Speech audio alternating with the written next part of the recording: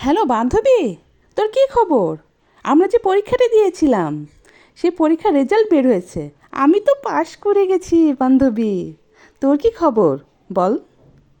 বান্ধবী, তুই তো পাশ করে গেছিস, কিন্তু আমার খবর তো ভালো না বান্ধবী। তুই কিন্তু এ কথা কাউকে বলবি না। আমি বান্ধবী ফেল করছি বান্ধবী। আমি তো পরীক্ষা ভালোই দিয়েছিলাম, কি করে যে ফেল করলাম। কি বলছিস? ফেল করছিস মানে?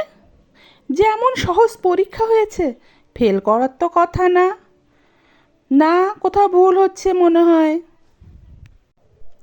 ভুল হলে তো আমার থেকে খুশি আর কেউ হতো না বান্ধবী।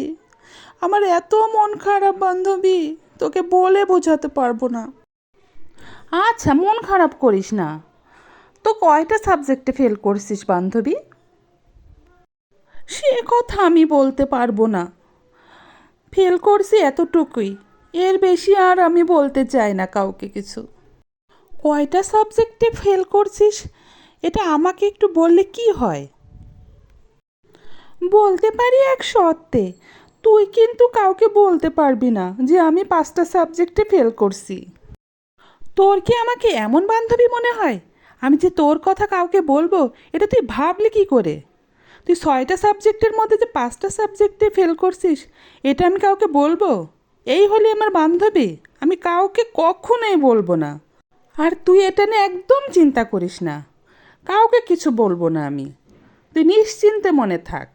5 minutes later. হ্যালো অহনা, কেমন আছিস? জানিস, টিনা 6টা সাবজেক্টের মধ্যে 5টা সাবজেক্টেই ফেল করছে। তুই কিন্তু কাউকে কথা বলিস না, ঠিক আছে? হ্যালো দিশা, কেমন আছিস? জানিস, টিনা 6টা সাবজেক্টের মধ্যে 5টা সাবজেক্টই ফেল করছে। আমার তো শুনে খুবই খারাপ লাগছে।